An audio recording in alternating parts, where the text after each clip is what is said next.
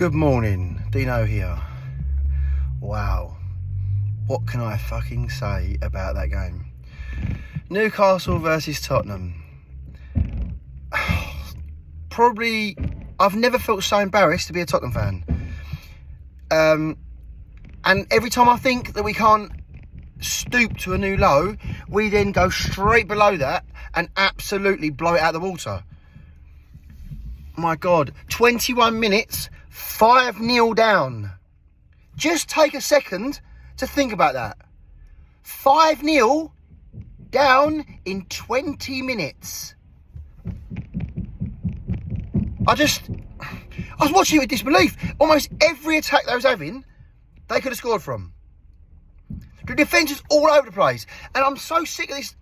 I just want a guy, a manager in charge, that can actually explain himself properly. What's going on? What tactical changes he's making and why he's making them. And when he makes mistakes, and I'm not saying that because he's broken English and he can speak a lot better English than I can speak Italian, so I'm not going at that. But I'm just so sick of hearing a load of shit afterwards in an interview. Oh, I'll take the blame, or it's so-and-so's fault. It's like, how about we just get someone in there that knows what he's talking about? And even now, it was saying about maybe even get like Ryan Mason for the rest of the season. No! We're not fucking lower league team or a non-league team. Tottenham Hotspur should be able to attract the top men, the top managers. There's one reason why we can't, and it's Daniel Levy and Enoch. 22 years with one trophy. Now, you do know there was a period during Pochettino, or just after the Pochettino time, when we had finished in the top, I think it's top 6, top 5, for 5 years running. The statistics told us that we were, out of all the teams in the top 6, we'd finished top by 5 points. That's above Manchester United, Man City, Arsenal, Chelsea, Liverpool, all of them. We were top over that 5 seasons. Guess what? We were the only team in those top 6 not to win a trophy.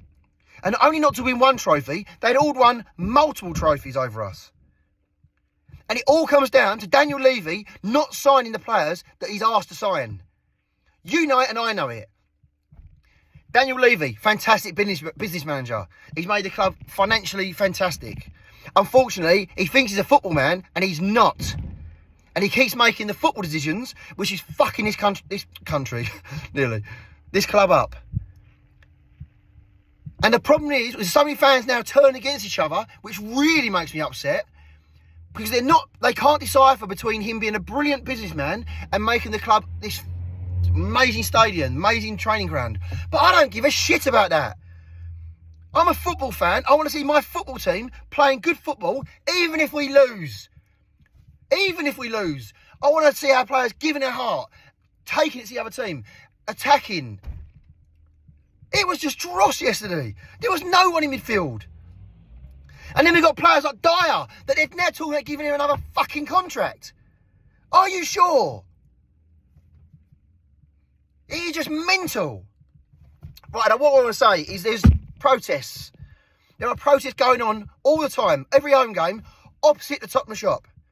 And I'm so ticked off with fans having to go up Brian Dougal and the people that actually make the effort to be out there every week, go to the training ground. I was over there when it was snowing. And there's about 40, 45 or 50 or something like that. But then you got Tottenham fans going online and taking the piss out of them, or us. Because we actually go there and trying to make a change for the team. It's just absolute mind-boggling. Now, can you please, if this really means something to you, make the effort. And I'm not supposed to go into the game on Thursday. I'll go to the Brentford game. I'm not going to go now. I'm just going to go straight to the protest and start the protest. On Thursday, 27th of April, opposite the Tottenham shop. 5:30, meet. Please make the effort. Come along, come outside there and just stand there. You don't have to shout, you don't have to say anything. It is a peaceful protest. And yes, you are going to people. We might do a bit of chanting, a bit of singing. There's no alcohol. No alcohol. If you can, don't wear Tottenham stuff. Also, we do not want to promote that geezer and that shop. Trust me, I've got a wardrobe full of Spurs stuff, but I'm refusing it to wear it now. Because we can't. We've got to make a stand now. It is beyond the joke. It is beyond the joke. To know how far we've fallen. Listen, just take yourself back a few years when Pochettino's there and we're flying, playing attacking football. And I know everyone keeps saying about Pep Guardiola playing this attacking football, brought it to the country. Well, excuse me. Well, Poch was doing it when he first came. Before Pep, or during the time when Pep was there, attacking football, defending from the front line first. Our academy players were playing well. We were bringing players in from our own, Ryan Mason, people like that, and Clements. They were coming through into this first team. I'm not going to say they're going to be well-beaten players, but we was bringing players through into the team. We were the envy of lots of clubs. We were being respected by all the top managers. And then what happens? Pochettino goes into Levy and says, right, I need these players gone for us to move on, and I want to bring these players in. So what does Levy do? Levy looks at those players that he's asked to come in. Can't get him. What we do is you can have him. So now he's going to give you second-rate players that he thinks he can get a sell-on money for. That's all he gives a shit about is the bank books. And then because he couldn't get rid of the players that Pochettino wanted gone, because he couldn't get money for them and he couldn't sell them, he then keeps them. But the problem was Pochettino was a gentleman, and he went and sold those players that they were only going. Speak to your agents, he's gone. Tell them you need to move on, please. You've been a great servant to the club, but it's time to go. We're going to be replacing you. Doing the gently correct thing. So at the end of the start of the next season, Pochettino walks into that changing room, and you've got them same players sitting on the fucking bench. And all the fans that say, oh, he didn't win a game in the last 18 months, he was crap in the last season. This is why. Because he had a nucleus of players in that dressing room that wouldn't want to play for him anymore. Because they knew that he didn't want them. So it destroyed that brilliant spirit we had in that dressing room. So for all the fans that keep bashing Poch about that last season, that's why. It's down to Mr. Levy. Again.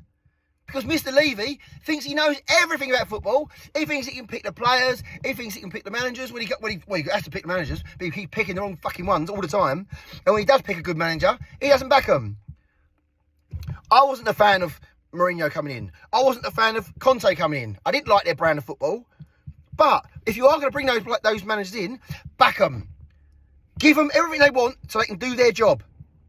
But Levy didn't. Of course he didn't. Because it means spending money. And he won't bring Poch back. God knows why. So now what will happen is, he'll go to Chelsea now. One of our top rivals.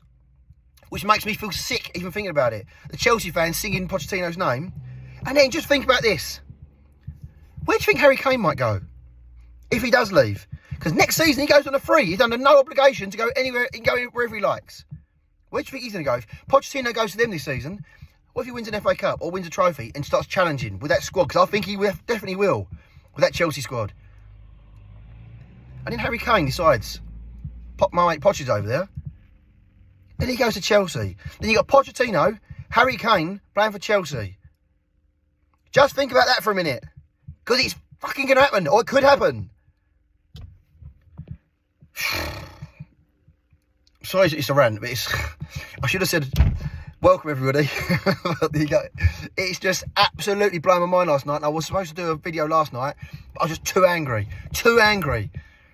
I've limited the swear words as it is, but I was just absolutely going mental last night.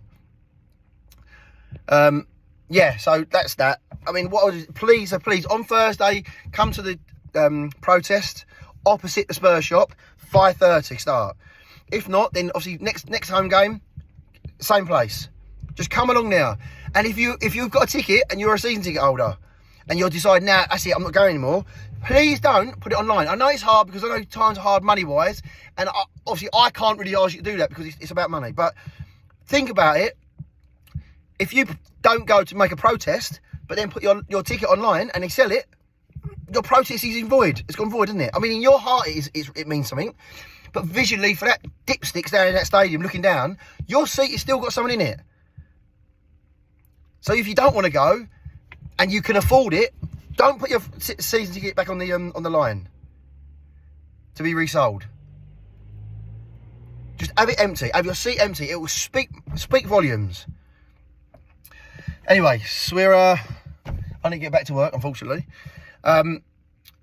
If you like the channel, please get involved. Leave some comments down below, because also, I want to say, if the protest, I'll be at the protest on Thursday. I might be a little bit late after work, but I'm going to get there definitely. Come have a chat, whatever. I might do an interview for the channel, and just come over and just meet some people. Just be there. Just show your face, please. If you're a proper Spurs fan, just come along now. Stand there for a little while, half hour.